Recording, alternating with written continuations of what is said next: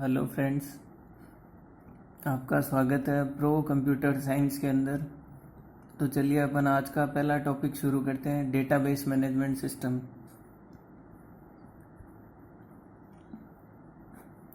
तो डीबीएमएस जो है वो शुरू करने से पहले अपन सबसे पहले समझते हैं कि डेटाबेस क्या होता है। ओके, डेटाबेस एक ऑर्गेनाइज कलेक्शन ऑफ डेटा होता है जिसे कंप्यूटर के अंदर अपन इलेक्ट्रॉनिक फॉर्मेट में स्टोर करके रखते हैं और इलेक्ट्रॉनिक फॉर्मेट में ही रिट्राइव करते हैं। ओके, तो database management system actually database को मैनेज करने के काम आता है कि आप डेटा को कैसे स्टोर करेंगे और कैसे रिट्राइव करेंगे। ओके तो अगर अपन एग्जांपल देखें तो मार्केट में कई प्रकार के डेटाबेस अवेलेबल हैं, जैसे कि MySQL, MS SQL जो कि माइक्रोसॉफ्ट का प्रोडक्ट है, MongoDB और Oracle जो जावा का प्रोडक्ट है। तो ये सब जो है ये आपको एक यूज़र इंटरफेस प्रोवाइड करवाते हैं आपके और डेटाबेस के बीच, जिससे आप डेटाबेस से डेटा को इजीली रिट्राइव कर सकते हैं। ओके, इसके बाद अपन देखते हैं आर्किटेक्चर ऑफ डीबीएमएस।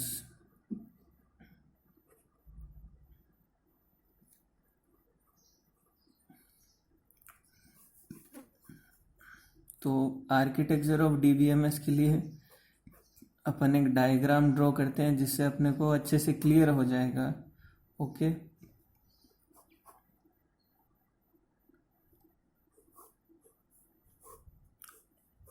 मान लीजिए ये यूज़र 1 है, ये यूज़र 2 है, ये यूज़र 3 है, ये एक डेटाबेस से कनेक्ट है।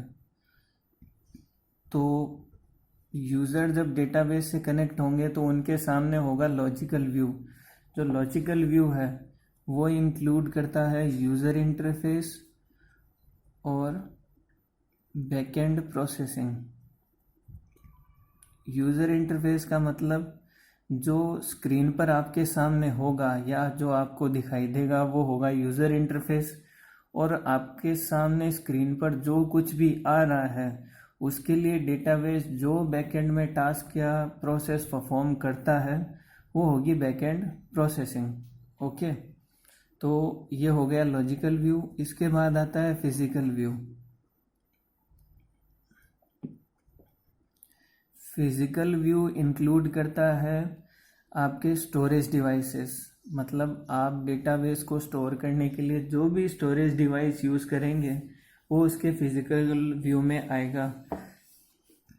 उदाहरण के तौर पर अपन जैसे देखते हैं अपन हार्ड डिस्क ड्राइव यूज़ करते हैं तो वो एक स्टोरेज डिवाइस है। ओके, इसके बाद अपन चलते हैं एडवांटेज ऑफ डीबीएमएस पर।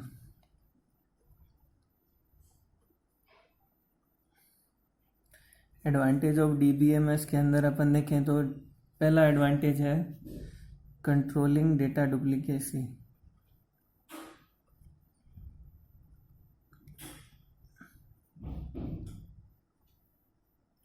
कंट्रोलिंग डेटा डुप्लीकेसी से मतलब है कि आपका डेटा अगर आप डेटाबेस मैनेजमेंट सिस्टम यूज़ करते हैं तो डुप्लीकेट होने के चांसेस कम से कम है। मान लीजिए आप एक एक्सेल शीट यूज़ कर रहे हैं और आपने किसी एम्प्लॉय, मान लीजिए राम का डेटा एक्सेल शीट के अंदर डाला, तो इस बात के पूरे पूरे चांसेस हैं कि आपका डेटा डुप्लीकेट हो सकता है। पर अगर आपने डेटाबेस मैनेजमेंट सिस्टम यूज़ किया है और आपने कुछ स्पेसिफिक स्टैंडर्ड फॉलो कर रखे हैं डेटाबेस के अंदर, तो इस बात के कम से कम चांस है कि आपका डेटाबेस के अंदर डेटा जो है वो डुप्लीकेट हो। ओके, उसके बाद नेक्स्ट है elimination of inconsistency.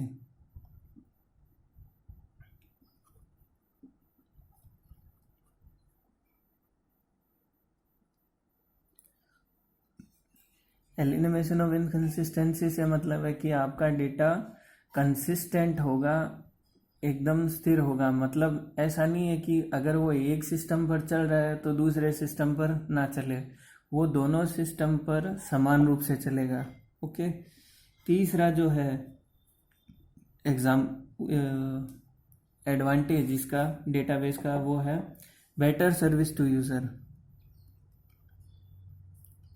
Better service to user.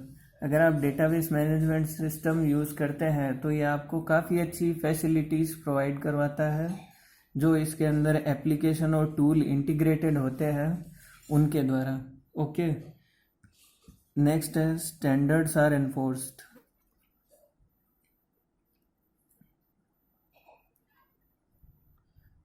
Standard are enforce का मतलब है कि डेटाबेस के अंदर आप स्पेसिफिक स्टैंडर्ड मेंटेन कर सकते हैं, डाल सकते हैं। फॉर एग्जांपल, मान लीजिए आपको डेटाबेस के अंदर हर एम्प्लॉय की आईडी यूनिक रखनी है तो आप प्राइमरी की यूज़ कर सकते हैं।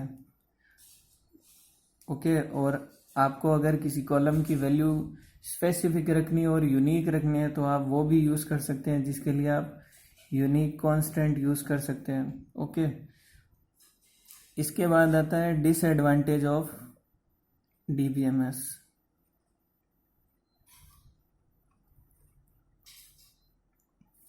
डिसएडवांटेज ऑफ DBMS के अंदर अपन देखें तो डेटाबेस के डिसएडवांटेज क्या क्या है। तो पहला डिसएडवांटेज है cost of hardware and software. अगर आप डेटाबेस मैनेजमेंट सिस्टम यूज़ कर रहे हैं तो ये ज़रूरी है कि आपके पास उसके लिए स्पेसिफिक हार्डवेयर होना चाहिए और स्पेसिफिक सॉफ्टवेयर होना चाहिए। आपको हार्डवेयर भी परचेज करना पड़ेगा और सॉफ्टवेयर भी परचेज करना पड़ेगा। ओके, नेक्स्ट डिसएडवांटेज है ट्रेनिंग। अगर आपने DBMS अगर आप यूज़ कर रहे हैं तो आपको उसके लिए एक स्पेसिफिक ट्रेनिंग की नीड होगी, और जो आपने हार्डवेयर परचेज किया है उसके इंस्टॉलेशन के लिए भी आपको किसी अदर पर्सन को हायर करना पड़े या जो कुछ भी करना पड़े, उसके लिए भी आपको एक स्पेसिफिक पर्सन की नीड होगी और आपको स्पेसिफिक ट्रेनिंग की नीड होगी, जिससे आप डेटाबेस मैनेजमेंट सिस्टम को ऑपरेट कर सकते हैं। ओके, थर्ड डिसएडवांटेज जो है वो है कॉस्ट ऑफ माइग्रेशन।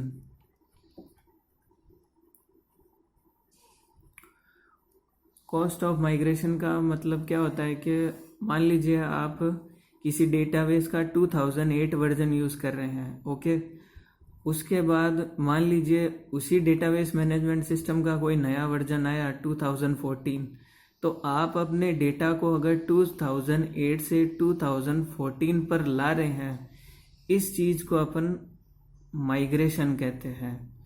तो ये जो टास्क है इसको परफॉर्म करने के लिए भी आपको एक स्पेसिफिक कॉस्ट बियर होगी है। ओके, तो कॉस्ट ऑफ माइग्रेशन भी एक डिसएडवांटेज है। उसके बाद आता है कॉम्प्लेक्स। डेटाबेस कॉम्प्लेक्स भी हो सकता है। कॉम्प्लेक्स होने के पीछे इसके रीज़न क्या क्या हो सकते हैं। मान लीजिए आपको जो डेटा है वो काफ़ी तरह के फिल्टर्स यूज़ करके लाना है, तो डेटाबेस कॉम्प्लेक्स हो सकता है। मान लीजिए आपको एम्प्लॉय कोई टेबल है। ओके, एम्प्लॉय नाम का टेबल है, उसके अंदर आपको वो सारे एम्प्लॉयज़ चाहिए जो किसी स्पेसिफिक डिपार्टमेंट में काम करते हैं, मान लीजिए अकाउंट्स डिपार्टमेंट में, और जिनकी सैलरी 20,000 से ऊपर है।